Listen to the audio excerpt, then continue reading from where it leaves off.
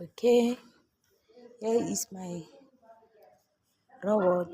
It's programmed to move around this bucket without even touching it. So as you can see, I've put it here before this green line as I take it as a start.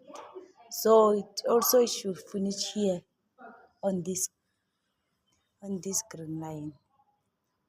So I'm going to press a start so that my robot should start moving. Here is a start.